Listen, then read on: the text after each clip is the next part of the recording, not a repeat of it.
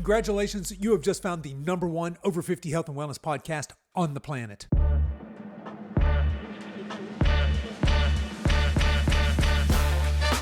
Hello and welcome to the Over 50 Health and Wellness Show. I'm your host, Kevin English. I'm a healthy aging expert and the founder of The Silver Edge, and I am on a mission to help men and women just like you build lean, strong, healthy, capable bodies they love for the rest of their lives.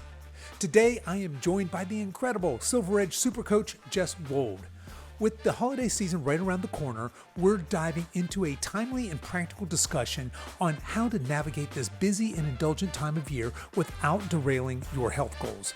From tips on managing stress to staying active, to strategies for enjoying holiday treats and avoiding the infamous New Year's crash diet, we're covering it all. So, whether you're looking to maintain your momentum or start building healthier habits now, this episode is packed with actionable insights to help you thrive through the holidays and beyond. So, whip up your protein smoothie and let's jump in. Hey folks, before we get into today's episode, I want to let you know that all week long this week, we are running our Black Friday sale where 3 of our workout programs are on sale for 50% off. So, if you're over 50 and you want a professionally designed, age-appropriate functional workout program built to help you build and tone lean muscle, burn body fat, and rev up your metabolism, then this is your chance to do exactly that and save some serious cash in doing so. For those of you who are new to strength training, check out our Fit Foundations program. This is a 10-week program that's broken into 2 phases that is perfect for beginners. It can be done in the gym or the privacy of your own home. It's normally $59, but it's on sale for $29.50. If you've got some familiarity with the gym, then the Lean Body Blueprint workout program is for you. This is far and away our most popular program. It is a 24-week workout program and is broken into 5 phases designed to make you lean, strong, and sexy AF. This program is normally $99, but it's yours for $49.50 this week. And finally, we have the Pickle Fit workout program designed for those of you who are serious about taking your pickleball game to the next level and making yourself injury resistant along the way. It's normally $59, but of course it's on sale, half off for $29.50. All of our programs come with our custom app with video demos of all exercises, and this sale runs through Monday, December 2nd. So if you happen to be listening to this before then, head over to the show notes for this episode at silveredgefitness.com/311 for the links to the programs, and be sure you use coupon code SilverEdge24, that's SilverEdge24 all run together, to get 50% off your order. Again, that's silveredgefitness.com/311 will take you to the show notes for this, or you can access it in whatever podcast app you're listening on. And please make sure you use that coupon code SilverEdge24 in order to get 50% off your order. Okay, enough of that. Let's get on with today's show. Coach Jess, welcome back to the show.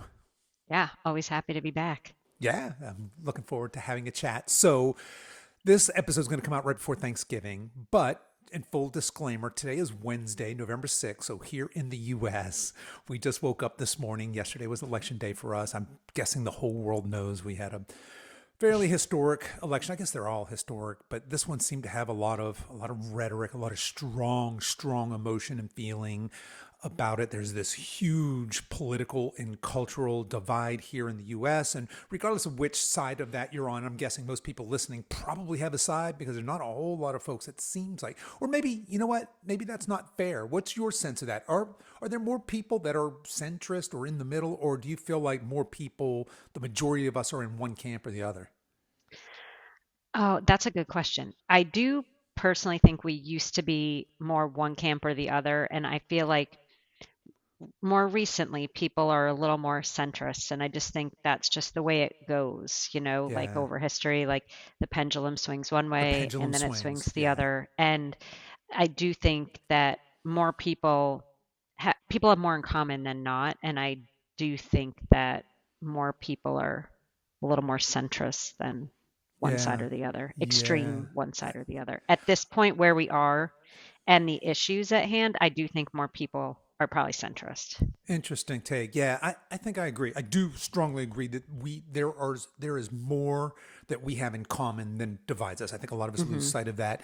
And I suspect that maybe the extremes, both extremes on both sides, are the loudest voices. And so sometimes it just seems like everybody's in this camp or in this camp. But at any Yes. rate, what I was really dreading was this to be, a super close race, and whoever was the half point behind screaming bloody murder and Right. declaring cheating and everybody going back and recounting votes and us just being in this hell for several weeks. It looks like at this point we've escaped that. We have pretty much a clear winner. So looks like whatever side you're on, it's settled at this point. And I, for one, Hmm. am glad that that is behind us. But it's kind of interesting. I will say this. So Trump looks like our president here. And it's no secret that he has allied himself with RFK Jr. And Yes. regardless of, again, how you feel about him politically or his career, I think from a health and wellness perspective that this should be interesting.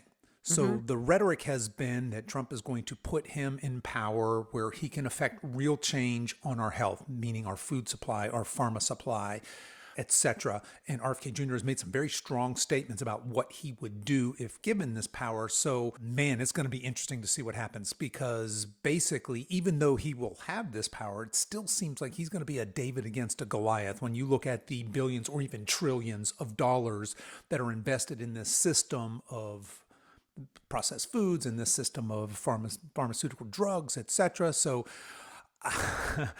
it who knows? I Yeah. guess history obviously will tell as we look back at whatever this is going to look like in the future. But I think from those of us that make our living and our nutrition nerds and our fitness nerds and are keenly interested in this, I think whether you agree strongly or disagree strongly with RFK Jr. or Trump or the whatever, these next few months, these next few years, well, that would be really interesting. Yeah. What's your take on that? Are you a I, fan, not a fan? I agree with everything that you just said. And I do think overall something has to change with the Food and Drug Administration and pharmaceuticals and our healthcare in general. So Right, no matter who's going to take that on but it needs to be really looked at, and we really need to look at who's profiting from that. And I think overall everyone can agree they want to be healthier. I don't know anybody that wants to be unhealthier. right. I don't know anybody that wants to feed their kids food with pesticides and chemicals. Yeah, I think that it's just, people say that that will limit food accessibility and things like that. And I just think that that's not the case at all. You'll still be able to access the same foods. They're just going to be made the way that they were decades ago. right. I mean, nature intended. No, it's interesting. I'm with you. I believe that we need radical change. So Yeah. healthcare has been a major issue in every election we've had since I can remember being Hmm. involved in politics.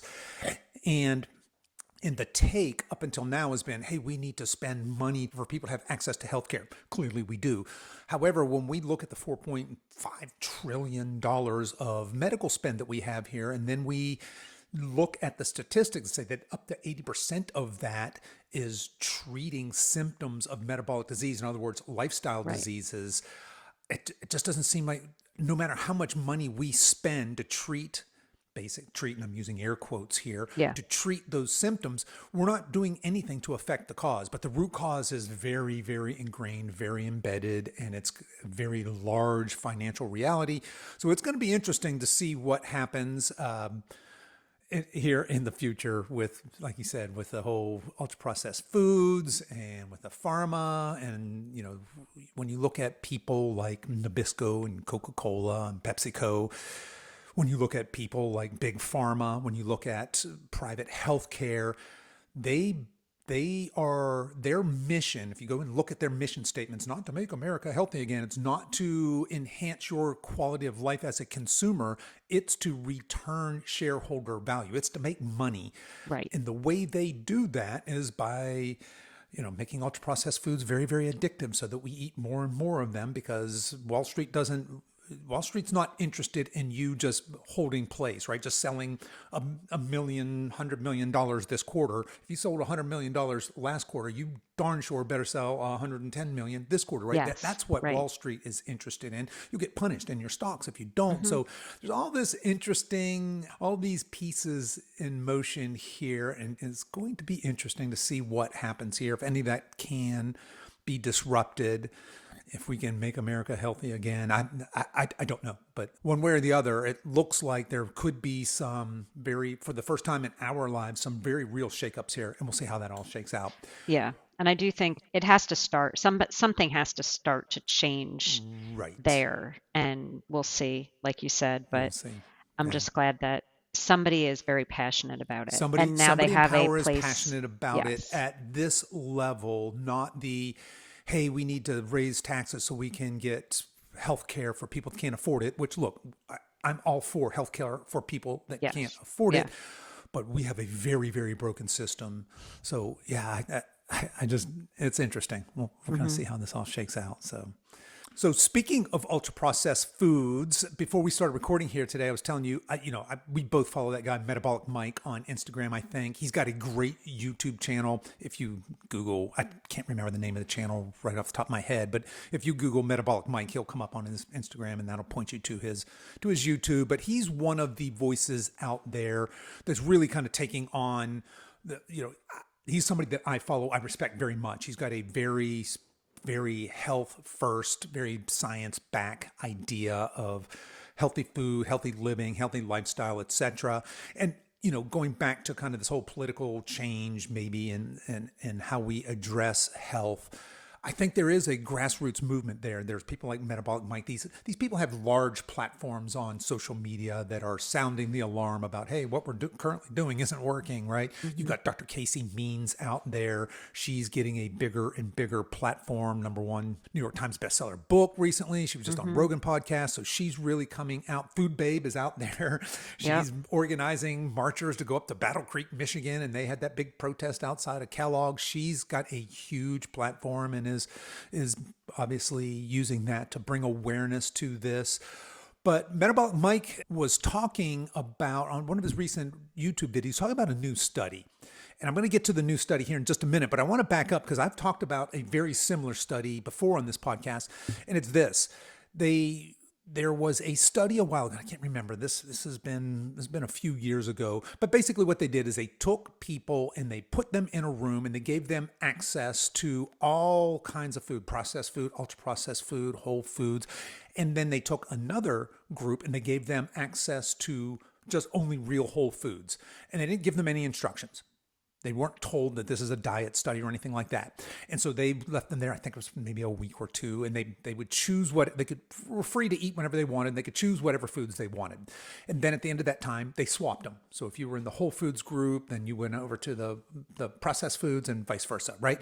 And what they found in that study was that the people, regardless of which group of people, when you were in that group that had free access to processed and ultra processed foods, you ate on average 550 calories more than you did when you only had access to real whole foods.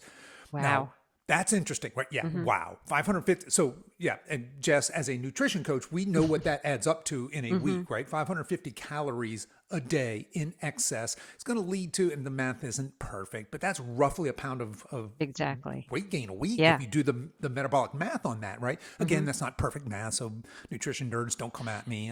Yes, I know there are some nuances there, but roughly speaking, if you were overeating, if you were in a calorie surplus of 550 calories every day for a year, you would gain significant amounts of weight.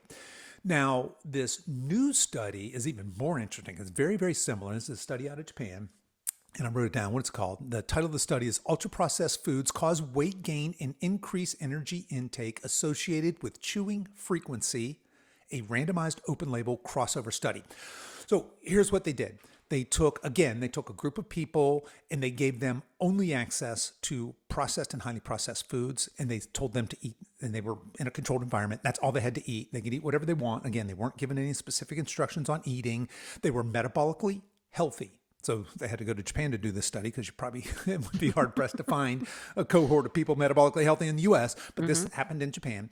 So basically people without known metabolic dysfunction in both groups. So they were just told, just eat what you want, and it's all processed food. And then the other group had all whole foods.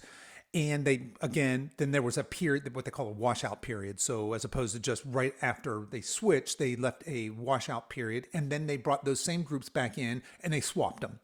And what they found was that the group that had access to only processed foods ate 800 calories more than Oh, the group that only ate whole foods. wow. Now, if you're not on YouTube, Jess's eyebrows just shot up. She's like, wow, yes. If you're a nutrition nerd, let me tell you, 800 additional calories a day is a significant amount of calories.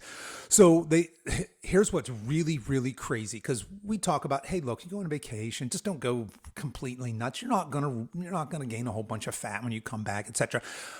These people in this study, in both groups, averaged 2.2 pounds of weight gain, most of that being fat, almost all of that being fat, but some of that being, there was some water and some but body weight. They gained 2.2 pounds in a week, in a single week. That is very, very significant. In addition, their blood triglycerides as well as their liver fat, both of these are not markers you want to see going south, were significantly worse in 1 week In from one eating week. all processed foods. Now, if you remember the title of this had the word chewing frequency in there, you might be thinking, okay, wait, what the heck? What they are hypothesizing here, amongst other things, is that chewing frequency, chewing frequency, they weren't hypothesizing. It was much different. It was statistically different, dramatically different in the whole foods versus the ultra processed foods. Imagine yourself eating, say, a Pop Tart or a potato chip or maybe like a Cheeto, right? You don't need to chew that very much. But now imagine yourself eating a ribeye steak. You are Right. chewing that more. And what they were looking at is that when we chew our food more, when we masticate more, when we're chewing more, we significantly increase our natural GLP-1 production. So GLP-1, people might be thinking, wait, that sounds really familiar. Yeah, like semaglutide, like Ozempic and Wegovy, Mounjaro, all that stuff. So when we chew our food, again, eating mindfully, eating more or chewing more, we naturally increase our GLP-1 production, which is, we know, signals satiety. So that's the big thing. When Right. you are on Ozempic and Wegovy, the magic that really happens there is it decreases your appetite. You can do that naturally by chewing more. And now I'm somebody who's been very, very guilty in the past and somewhat still today of wolfing my food. I've tried very, very hard as a nutrition coach, because I tell all my clients, look, you need to slow down and eat Yes.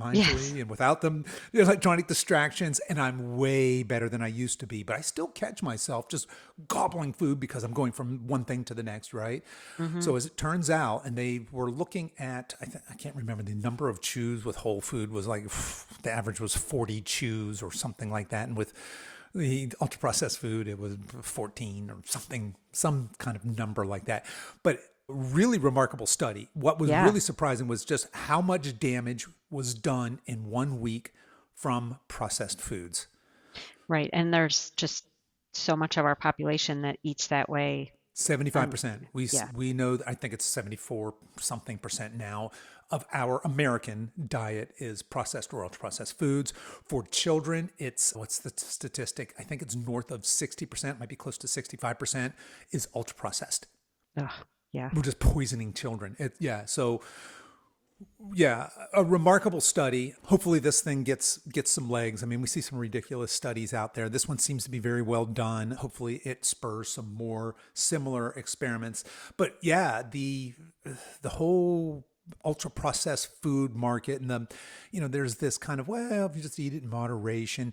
Well, look, it's scientifically designed so that you don't eat it in moderation. And then it's Exactly. marketed to us so that you don't eat it in moderation. It Right. is highly addictive. It's a highly addictive food-like substance. And people might say, Kev, that's kind of strong. Really? Come on. It's just a Pop-Tart. It's just potato chips. And I'm here to tell you, I strongly believe that that is one of the big, big cofactors in us being so metabolically unhealthy. The statistic that only 18% of Americans are metabolically healthy, which is just Right. quite alarming, right? So, at And any I mean, rate, and yeah, and with the way that we're feeding our kids, that number's only going to get bigger because I mean, right. they're going to be adults soon. Right. and they're going to go into adulthood with all of these diseases, and they're not going to know how to make better food choices. Really is. And we've normalized it, right? Oh We're yeah. not, I mean, it's as a parent, I can see it. I see how it sure. happens because there's so many things that I let go, or you can have that. It's a treat. And then, and And you're when a you look at, nutrition coach. Yes. You're yes, not right, the right. average person. You're not I'm the average mom or no, dad or parent out there, right? Yeah. it's And funny. same. I'm Yeah. same way. I. I don't know where these terms came from, but my son, my 13-year-old told me the other day, he, when he, I don't know, he was talking about something in his lunch. I don't know what it was, but he was like, well, you're not a gummy bear mom. You're like 75% almond mom, 25% gummy bear mom. I'm like, Oh, is that what is right? that? And he was like, You're an that's, almond mom. yeah, he's like, Yeah. that's what they call mom. That's what they call when your mom, depending Packs you a on healthy lunch. yes, You're an almond mom. an almond mom or a gummy bear mom. I'm like, all right, I'll take it. Yeah. 75-25, I Good for guess. That's you. better than Yeah. Better to nothing. be Yeah. 75% almond Yeah. mom. Yeah. But I'll say we've always exposed our kids to tons of different foods since they were little, and I'm that typical first time mom that made all my kids food from scratch, and then second time mom throwing them a cookie in the back seat type thing to keep them Mm-hmm. quiet. So Mm-hmm. I buy into that. I understand when you only Sure. have one, it's easier. I did still make most of his food, but out of convenience would buy some stuff. But my youngest son came home and he was upset that they didn't have a Halloween party in his class. He's in fifth grade now, so I think they just don't do as many fun days like that. And he's like, and our teacher gave us a cookie and it just tasted like chemicals. It was orange. He's like, cookies aren't orange Cookies aren't unless you put a orange. Yeah. chemical in them. I'm like, Yeah. exactly. Yeah. And Good for they him. trick or treat. We live in a neighborhood with 400 homes. It's out of control. Yeah. But they don't even, fill up their bag all the way. They come home and I go through and take out all their Skittles and throw them away.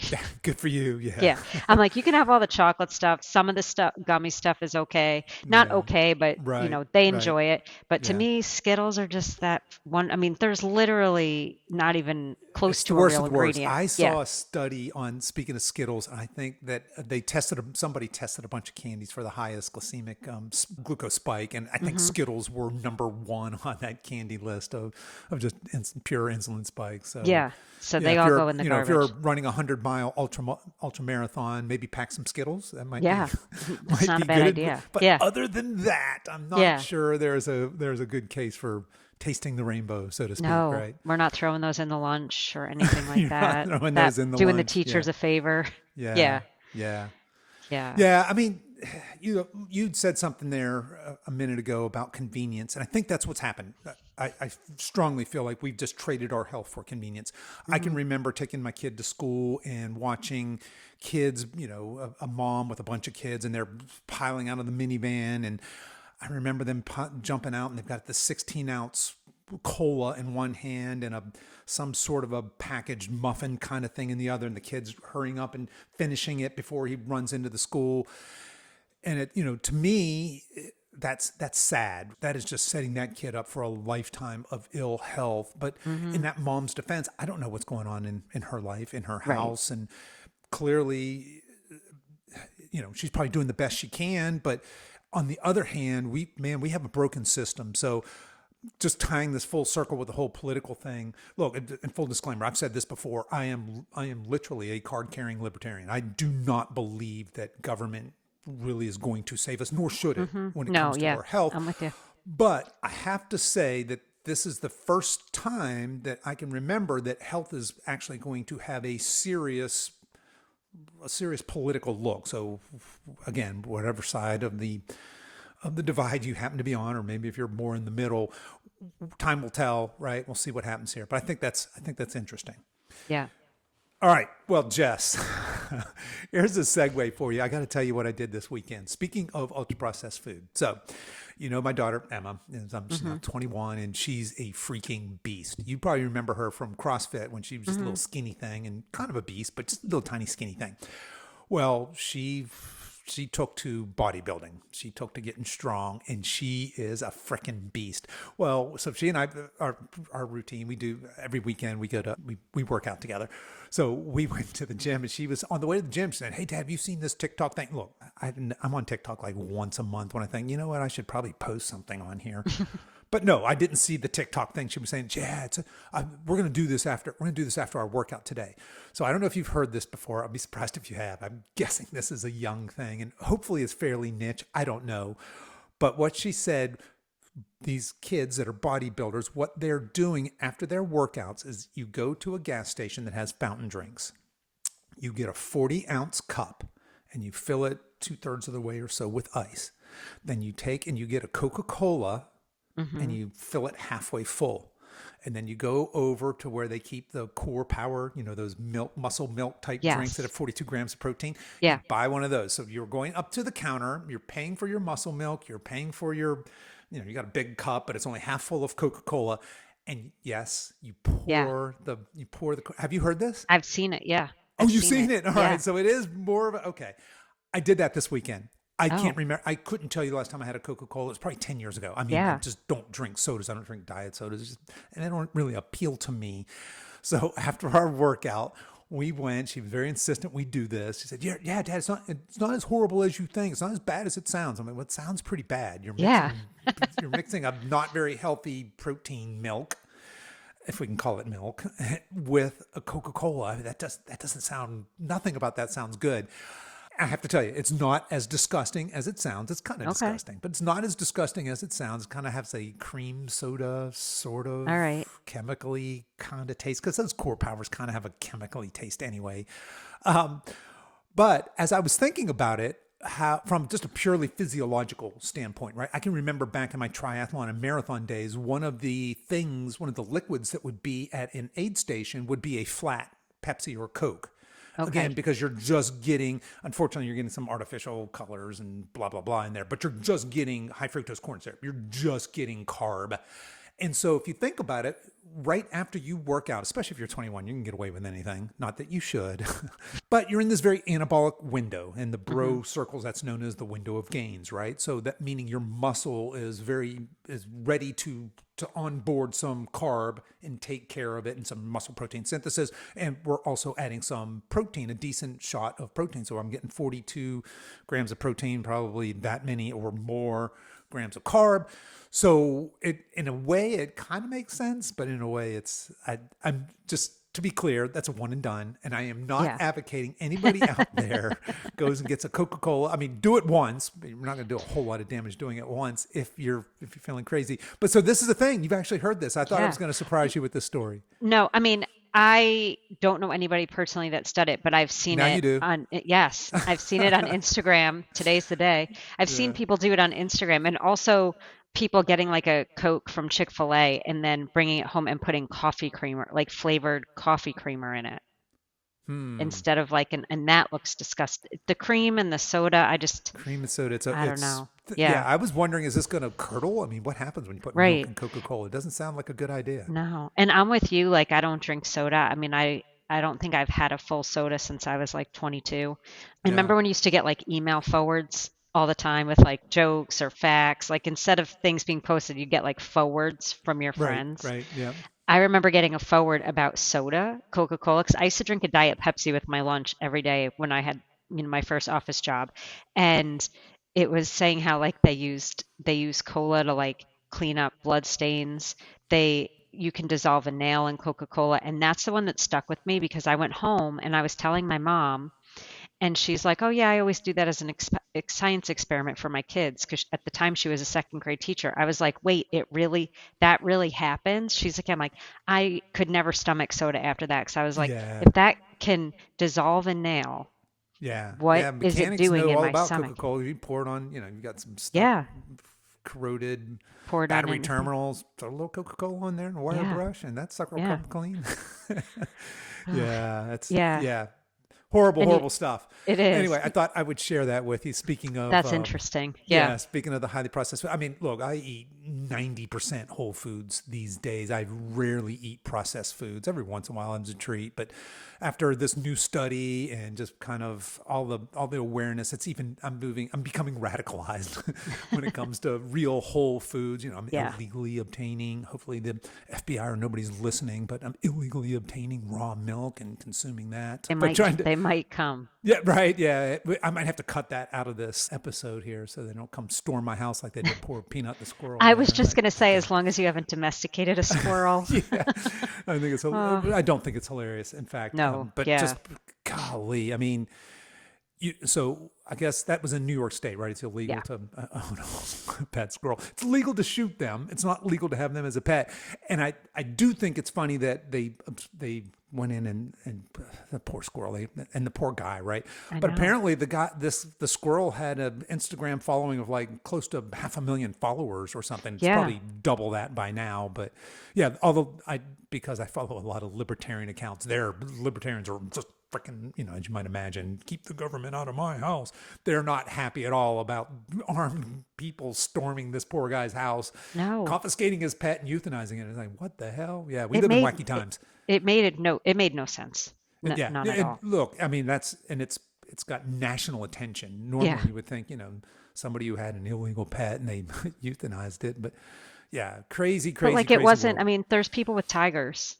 There's people with tigers and boa constrictors. I mean, there's Yes. all kinds of There's things. all Yeah. weird, people, and there's states where it's legal to own it. I think last week I posted on my social media before I took a much needed social media break.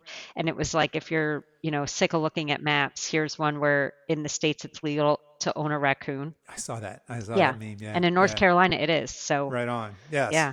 All right, North Carolinians, Yeah. you're safe. Yep. I'll be looking for my next pet. Yeah, a raccoon. Funny. All right. Well, Jess, let's get to the topic at hand today. This episode, like I said, we're recording this right the day after Election Day here, so we're all wound up. But this episode's going to release right before Thanksgiving. I thought what we would do is just give some tips for people, given what we've got as a background of the kind of the horror of ultra processed foods and the fact that most of us are the majority of our diets coming from that. And also just this political cultural divide, because there is an emotional psychological component to dealing with holidays as well. I thought what we would do is just have this holistic conversation about how can we navigate the holiday season, meaning basically from now until New Year's. How can we do that in a healthy, sane, happy, joyful manner? So where do you want to start with some tips for folks to navigate this season, to come out on the other side, either with just some damage control or just in a healthy, sane way? How do we navigate these things? So I really enjoy talking about this and with the holidays and how to kind of control that, because you see all these things online and I think a lot of them are detrimental. It's a lot about more restriction and things like that. And, and I also see a lot of things like, over the holidays you gain 8 pounds. Then it's like, no, we debunk that. You gain 1 pound. Bottom line, you're probably indulging more over the holiday season than you would normally if this was just 3 winter months, right? Right. But, one thing to think about is that they kind of consider the holiday season starting like Halloween and Yeah. ending with Valentine's Day. So if you think of that, like every month you have something to treat yourself with. And that just kind of, it's really like a few days over, out of like 120 days, we're talking like 4 or 5 days of holidays, not really months of indulging. But Although for some people, I think it turns yes, into yes, months of that's what indulging. it is. Yes. Yeah. And I Unfortunately. think people have to kind of reframe it like, oh, it's, Right. a- and it's just a few days rather than this season, but it is a season to enjoy, and you can do that in ways that you maybe won't see any horrible weight gain that you're trying to get off, or that mindset of like, I'll just eat it because January 1st I'm going to go on a diet. That's the Well, big one right there. yeah. Yes. Yep. And that you let yourself overeat or binge eat cookies or whatever treat or have more drinks than normal just because, oh yeah, in a few weeks I'm going to restrict my diet and I'll take it all off. And that just doesn't happen. So I Yeah. feel like if you can just kind of be consistent and steady throughout the holiday season, you don't have that feeling January 1st of needing to go on a strict diet that I think it's like by January 12th, most people have failed that Yeah. New Year's I've given up. resolution. Yeah. And that's Yeah. not a good way to feel. No, it's not. No, because I think a lot of times what happens is we internalize that diet failure as a me failure, as a Yes. personal failure. And that just kind of, that doesn't support your long-term mental health, emotional health, or your likelihood of reinvesting in, trying again. Right. But I love that you start there, that we have this mindset reframe as opposed to, hey, whatever happened this so far this year from a healthy aging perspective, right, in our realm, I'm just going to eat and drink and be merry for the next Hmm. couple of months. And then starting January 1st, I'm going to get on my diet. I'm going to be quote unquote good. And then again, there's that moral judgment. I'm good or I'm bad, or Right. I've succeeded or I've failed. And I love that reframe. And I love this time of year for investing in healthy habits, maybe Hmm. investing in coaching with us, with somebody else. But here's why. When everything is going swimmingly and everything's going your way and you don't have any distraction, which look, if you're if you live a normal life, that time never comes, by the way, it's easier to stick to healthy habits. But if you can learn to navigate things like holidays, like parties, like going out more than usual, maybe being around alcohol more than usual, if you can learn to integrate some healthy habits when during those times, then when things settle back down, you're really in the driver's seat. So I think having that mindset shift of I'll start on January to I'm going to start today. What can I Hmm. do today? So with that as our background, what are some like practical things? If you have a client's like really concerned with the holidays, like, look, holidays are supposed to be joyful, but I'm going to be in an uncomfortable environment during my, because my family's got these weird dynamics and Christmas brings up these horrible, emotions for some people, right? It should be a joyful time, but for me, it's an emotionally challenging time. I know I tend to overeat because that's how I cope with that. What are some practical habits that somebody might use? Or look, let's face it, it's the holidays can be stressful, even with good stress, Yeah. let alone some of us have this more negative baggage associated with holidays. How can we start? What are some practical tips to navigate that season? I would say first to try to carve out some time for yourself each day for your exercise, whether Mm, that be your strength training, a walk, or yoga, maybe meditating, finding like 20 to 30 minutes every day that you know you can do something for yourself and that you're not resentful all day that you're spending time with all these people and you didn't get your workout in or you didn't get to go take a walk and you've been sitting around doing stuff for everybody all day because that resentment is going to lead to more stress, going to lead to yeah. more bad habits and things like that. And like you said, good stress and bad stress throughout the holidays, your body doesn't know the difference. Body does not know the difference. I'm glad you said that. Yeah. Treats it the So, same. yeah, like that cortisol is going to Cortisol's increase. cortisol. Yep. Yep, your hormones are going to be going crazy. All of these Yeah. things that you might not have any control over. So if you could maybe, and that might mean that this time of year, you have to change your times and be more flexible with when you can exercise too. I know that that's something that clients sometimes struggle with is that, also we just had daylight savings, so it's Right. Yeah. darker. It's So, dark after work now, yeah. basically. Yeah. So by the time you get home, you might not want to exercise or you might not want to go for a walk when it's Hmm. dark. But, maybe finding ways that you can succeed in that, like getting a headlamp for an outside walk and Hmm. getting some hand warmers if you live in an area that's cold, something that you can just get outside. But also, maybe that means that you start waking up a little earlier and or take more walks on your lunch break or things like that. Instead of sitting at your desk and eating, you're going to go out and take a walk and then come back and eat. Maybe take your lunch somewhere else so that you're walking and then eating or something just to get moving during the day because I know a lot of people drive to work, it's dark, and they leave for work or they leave work and get home and it's dark. Yeah. So I Yeah. think like besides this stress when you have when your daylight is reduced a lot and you don't get that vitamin D, it's Right. important to still find ways to move your body. Yeah, I love that. I love that you start there. And I look at that as an act of self-love. That Mhm. self-care equals self-love. And when you take care of yourself physiologically, you're going to show up better, You're going to be able to handle stressors better. You're going to be Mm-hmm. able to, you're going to be a better version of yourself by just practicing simple self-care. I love the idea of movement. I love the idea of scheduling movement as well. So my gym days are blocked on my calendar. Yes. Clients can book calls on my calendar, and you know how we have that software and everything. People Mm-hmm. can book all kinds of things on my calendar, but they can't book where things are blocked. And so those times that I'm in the gym or I'm doing, I'm practicing self-care, they're literally blocked on my calendar, and I treat them as important appointments. Yeah. I'm the CEO of my health, and as a CEO, I got pretty big responsibilities there, and I take Yeah. those responsibilities seriously. So I love that you start there. I'm going to throw one out, and my next tip would be to have an alcohol plan. Now, I've had a long history with alcohol, and far be it from me to tell anybody to limit your alcohol, but I'm in a space now where I've done a complete 180 from being a daily drinker at one point in my life to I don't drink anymore. I've actually given that up. But having some sort of a game plan. So if you are somebody who enjoys a few cocktails, or maybe like to have some wine and some beers, whatever, as you come into this season, it's really, really easy to overindulge. But to have some sort of plans to say, hey, I'm going to go to this party and there's going to be unlimited alcohol or an open bar or whatever. Everybody around me is going to be eating, drinking, and carrying on, etc.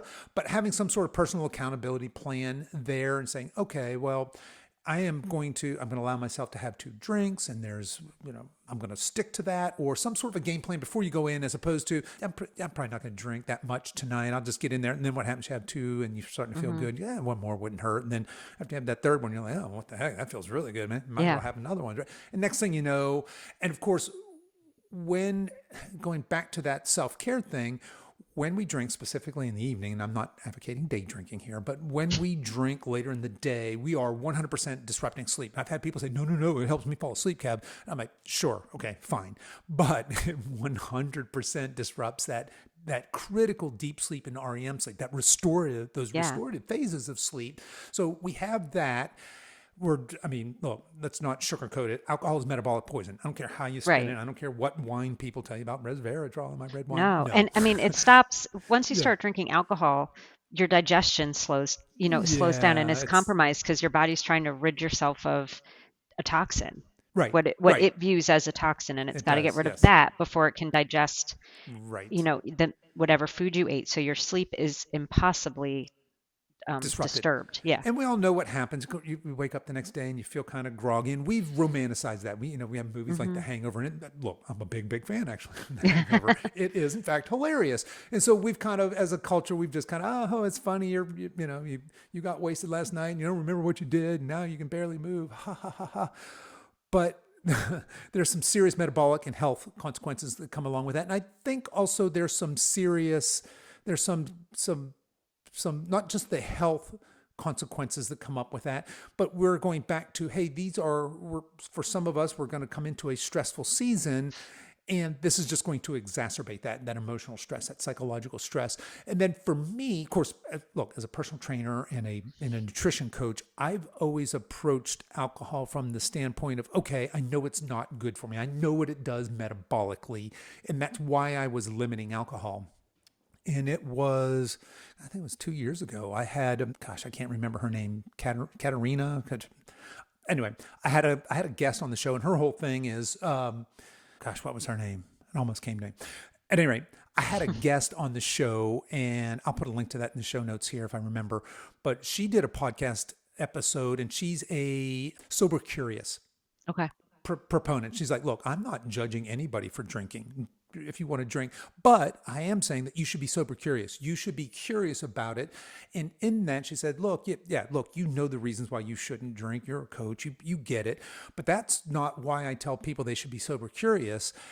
And her whole pitch was, I had told her, look, I'm an introvert. I'm married to a extrovert. She's a very, very successful a real estate agent. She runs a team, so she's constantly winning awards, and we're going to these dinners, and we're in these social environments where everybody's drinking. And of course, the conversation's not about fitness, not about health, not about fishing. It's about real estate, which I know Hmm. nothing about, and I don't know. I'm not passionate about it.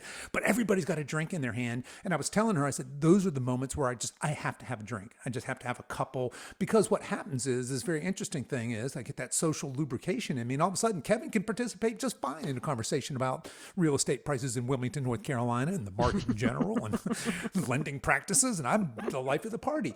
And she said, okay, Kevin, let me ask you this. Why do you think that is? And I don't know. I guess that breaks down my inhibition. She said, exactly. Are you not, do you not feel worthy just being who you are in this situation? And all of a sudden I'm like, whoa, whoa, whoa, lady, this is more than I'm Yeah. bargaining for in this conversation. But she really challenged me on Yeah. why do you drink? Or like in date night, like to have a couple glasses of wine, kind of loosened me up and said, what's wrong with you? Sober. And that's the kind of curiosity she was talking about. Like, why are you drinking? Because it's serving a purpose, right? Hmm. And for most of us, it's to blow off some steam, to relax a little bit. But when you kind of peel back the layers of that, and I had fooled around with, I would always do, I generally did January was my dry month. I'd do a dry month. But back in, when I first started that practice, by the end of January, I was fantasizing about what I was going to drink February 1st. I Yeah. knew exactly what I was going to have. I had made sure that liquor was in my house. I have a very specific mixer that I had, and I was ready. Yeah. And then just all of a sudden, that 1 month became 2 months, and I Hmm. started feeling superhuman by not, go figure, drinking all the time. And it slowly, and so she was that last piece of the puzzle, right? Saying, hey, look, you get it. You know why you shouldn't drink from a physiological standpoint, metabolic standpoint. But I would challenge you, why are you drinking from an emotional, psychological standpoint? Are you not worthy? Maybe you should do some work there. Are you Yeah. not worthy to have a conversation about real estate unless you have a few drinks? I'm like, okay. Interesting conversation, but long-winded way of saying, I think that those of you that are partaking in alcohol should probably come up with some sort of a game plan where you don't, where you at least kind of hold steady, that you're not Hmm. excessively drinking, especially as you get into these uncomfortable environments. That would be a tip for me, to just Yeah. be aware of that. Yeah, I think that's good too, because sometimes when you overindulge in that and you wake up the next day and you're not feeling your best self, but you also can bring some anxiety and depression and Sure. No, it makes it things that worse. happen, yeah, Yeah. that happened the night before make that worse. And and I still drink socially, not every Mhm. weekend or anything like that, but if we're going with going out with friends, I don't like to really like get drunk, I guess, for a lack of better Yeah. word, but Yeah. I'll bring water, like those little bottles of water.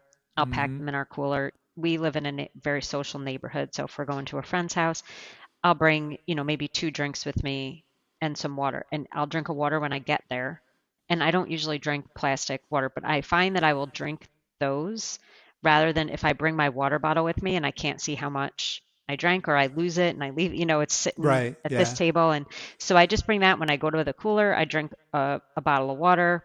And then sometimes I don't even want that next Next drink. I'm drink. totally Yeah. fine. And now it's been 3 hours and Yeah. Yeah. you kind of just limit yourself or tell yourself exactly what you're going to have, or if you're going somewhere you don't bring, they sell nice very small bottles of wine. You can bring, it's like one glass, you could bring that Right. and just Yeah. have your, Individual sizes. yeah. Yeah.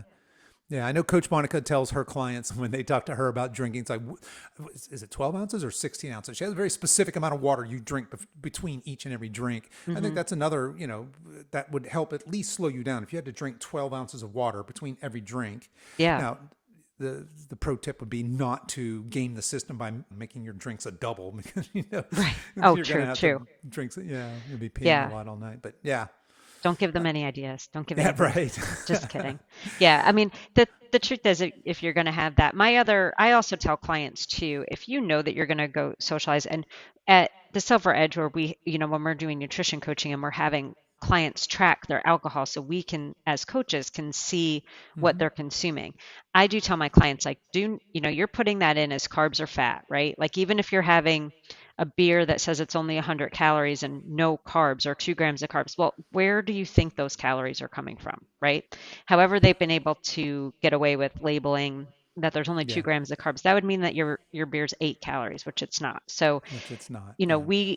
we use a different way of tracking alcohol, Right. and it's carbs or fat. But do not starve yourself all day to save those Oh, carb good and fat point. macros. Yeah. Don't. Just accept, Yeah, I was like, you folks. need Yeah. to, yeah, eat Yeah. your food and then put that in extra, and you might go over. But when you're saving and you don't have much in your stomach to digest that alcohol, that's going to make it even Sure. worse. Yeah, So, horrible idea to save your yeah, yeah, calories for because you know you're going to have some drinks in the yeah, evening there. So there's a good tip. All right, so now that I've been a buzzkill for everybody yeah, coming into the yeah, yeah. holidays, If having a anyone's still drinking listening, plan. Yeah, yeah. for those of you that have stuck around, Um, what other tips you got for us, Jess? so I think most important around the holidays and this time of year is to kind of protect that immune system.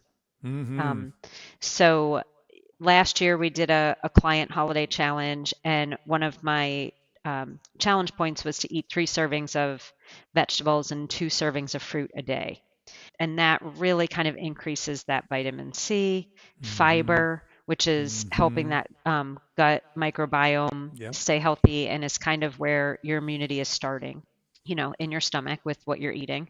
So, and what's getting carried to those cells, and what cells are attracting bacteria, and which ones are able to flush it out. So, Yeah. if you kind of think of your health first that way, and eating a lot of fruits and vegetables, probiotics, fiber, things like that that are going to really set you up for success, so you can you can socialize and not get sick and not feel run down, because it's definitely the time of year where people are busy, you're stressed out, good stress, bad stress, having more indulging in more drinks or sugar than you normally would. So that really plays a big factor, or plays hard on your immune system. So if you can keep that firing on all cylinders, more chance you Yeah. have to feel good. Because think about it, like, and this has happened to me, Christmas Eve, my husband and I both get the stomach bug.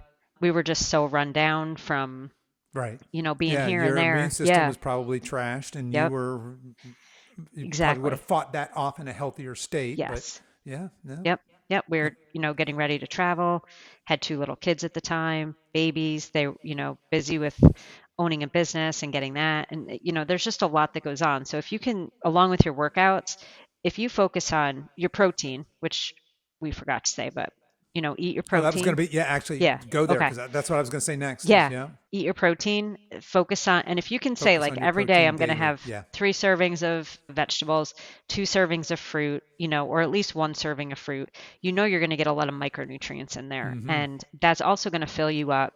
It's going to be, you're not going to be thinking about food all day when you're satisfied from your meal, when you have enough fiber. So, maybe you eat that before you are going to a party, and you get Yeah. there and you don't want to, That's my pregame yeah. advice is Is it? don't All right. roll into a party starving. Yeah. Yeah. Just not a good idea. Yeah. Just, Exactly. Similar to the alcohol, like, if you know you're going to a party where there's going to be a lot of stuff, don't starve yourself all day, because right. once you get there, you're not going to find like a 6-ounce steak or some grilled chicken or No. salmon. Yeah. Like, Typically you're the going, food that's yeah, laid out is, cheese and yeah. crackers is going to be Right. your best bet, um, Yeah. Yeah. for your If you're protein. lucky. Yeah. Yeah, right. So, yeah, definitely fill up. Yeah. And I'll throw onto that. I love the idea. Certainly, that's something I could be more mindful of is it's a running joke here that as a nutrition coach, I do a lousy Yeah. job of getting the vegetables in as much as I need. I try to, I use a greens supplement, but it's not the same thing. I'm No. lacking all of the fiber when I do that. But at any rate, but that's a great tip. I think along with that, so if you were to do the 3 servings of veggies, 2 servings of fruit, and if you ate your ideal body weight in grams of protein every day, or at least got close to that, Hmm. man, you'd be winning through this season, I Yeah. think, because And protein's so I'll, satiating too. yeah. Yeah, And like, I'll tell you, sometimes it's not always easy. I am at this very busy season of life with our kids' schedules and sports schedules and my yeah, work schedule. So it seems like, oh, I don't know how I'm going to get all of that in. And in the morning, I mean, I'll just tell you exactly what I eat that gets that. Like, I eat egg whites and eggs, and I'll throw peppers, or sometimes if there's leftover vegetables, I just make my eggs and eat them over that. So that's how I get them in the morning. Or sometimes I'll make a smoothie in the morning and throw spinach in there and a banana. So there's one fruit, one vegetable. For lunch, I usually have some sort of leftover vegetable with chicken or ground beef, some sort of meat, or I'll make a big salad in the beginning of the week with a ton of veggies in it. And sometimes it's two servings of vegetables. Yeah. And I always put raspberries or strawberries in my yogurt to Okay. get my other serving of fruit. Because I really like fruit, but I never just sit down and eat it, as a snack, like, because I'm also trying to get some protein in with it. Yeah. So to me, it's easier if you have stuff you can mix your fruit Yeah, I into. agree. Yeah. So I like the Greek yogurt or cottage cheese, and I Hmm. use frozen. I just keep a big bag of. I've always got frozen blueberries in the freezer, and I'll just dump some, a cup of berries into a cup of cottage cheese or Greek yogurt, Yeah. something like that. Mix it all together. It's delicious. It's high Yeah. protein. It's got that. Blueberries are basically a superfood. So, Yep. yeah, love it, love it. All right, where do you want to go from here? What else we got for folks when it comes to healthy habits for the holidays? I think the last one I would say is sleep. I know, we already talked about alcohol disrupting sleep, but that's hopefully only a few nights Right. during the holiday During the season. But season. I think just really making sure that you're getting in your sleep is very important. I know a lot of the times, and I've had clients express it too, like this time of year with daylight savings, they struggle with sleep for a while, and then you're finding you're tired earlier, but then you're waking up earlier.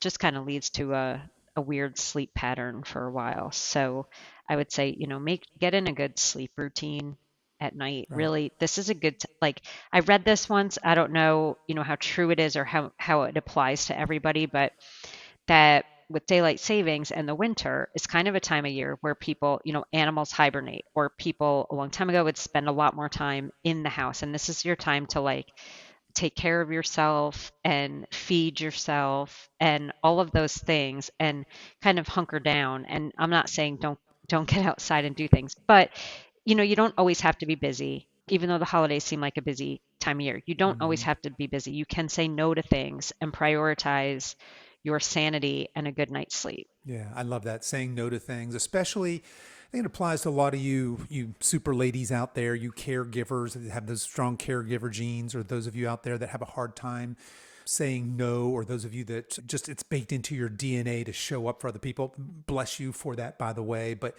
being able to do that in a sane and healthy manner, and to really, again, going back to prioritizing self-care, not being afraid to say no and to overcommitting, because I think a lot of that does happen on in the holidays. I look at my own wife, right? I mean, she'll drive herself nuts sometimes just preparing and getting ready to host Hmm. and doing this, and then we're going to here and then going to there and having this work function, then having this social function. And she enjoys all of those things individually, but when they're combined, I can just tell it's taking a toll on her mental Yeah. health, right? It's driving her nuts.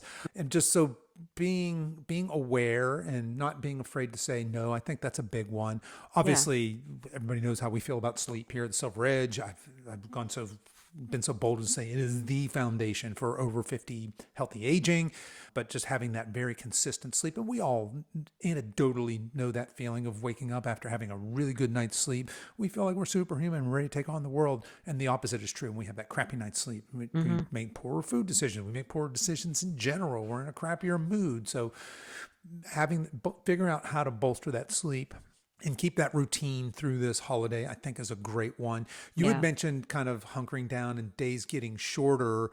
Another tip would be to maybe do a minerals and vitamin kind of deficiency test. I know a lot of folks, and if you're on YouTube, I use this.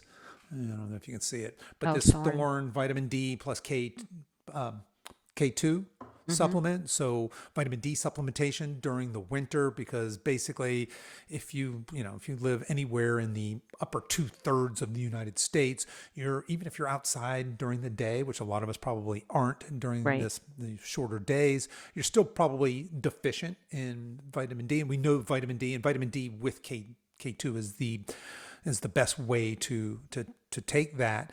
But we know that vitamin D specifically is going to just optimize your going back to that immune system, right? Vitamin D is going to optimize your immune system, kind of help keep you healthy. So maybe something along those lines there, something that we don't really talk a lot about supplements on this show, but that's one that during the Yeah. winter months might be something that you guys want to be aware of and perhaps play around with. Absolutely. And that mineral and vitamin testing is a Yep, good suggestion. That's a good investment in yourself too. If sure is. Yeah. ask your doctor to run those tests Yep. for you if you can. Yeah, and again, one of the reasons we don't talk about supplementation is because we feel like it's more of a small rock than a big rock. We've talked Hmm. about these big rocks are sleep, and are you getting protein, and are you working out? And then, when you have all those things lined up, certainly supplementation is something that you might look at from there. And the one of the best ways to know what to supplement with is to go find out what you're deficient in, because Yeah. sometimes that's where a supplement can really make a big difference. That's where a supplement can go from being a tiny rock or a pebble to being a big rock. Right. I know for me personally, I did one of those mineral vitamin tests and it came back that I was very deficient in magnesium. When I started supplementing with a high quality magnesium supplement, my sleep and my just overall well-being dramatically improved. Now, had I been fine with magnesium, my magnesium levels were naturally topped off, and I would have supplemented, probably nothing would have happened. I'd just spent some money, right? Wouldn't have hurt me, but wouldn't have helped me. So definitely something there. And I'll just go ahead and do a plug.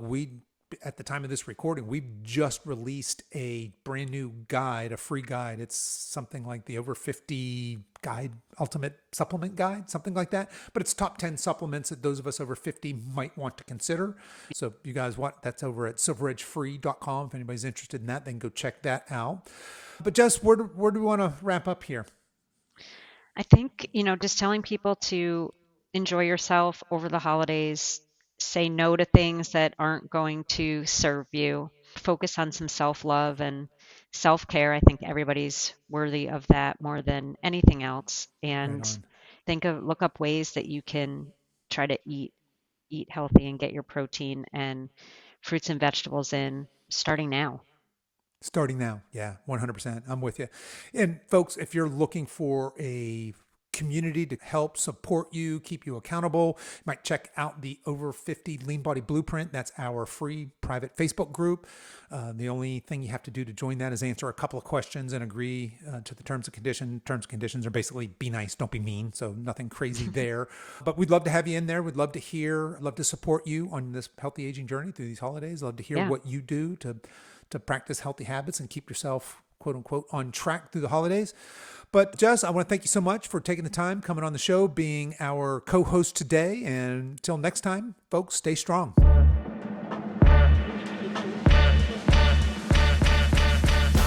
Okay, that's our show for today, folks. If you've enjoyed this podcast, I want to let you know that we have other free resources over at silveredgefree.com.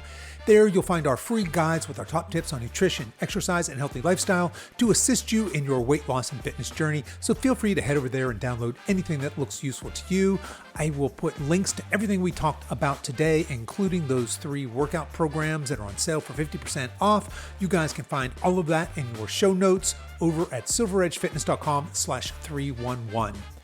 As we wrap up our time together today, you can show your support for this show in 2 important ways. The first is to tell a friend about this podcast and encourage them to give it a listen. The second is for you YouTube folks to click the like and subscribe buttons, and for you podcast folks to please give this podcast a 5-star review on whatever platform you're listening to podcasts on, and be sure to subscribe and follow so you don't miss any future episodes. I really appreciate you spending your time with me today, and until next time, stay strong.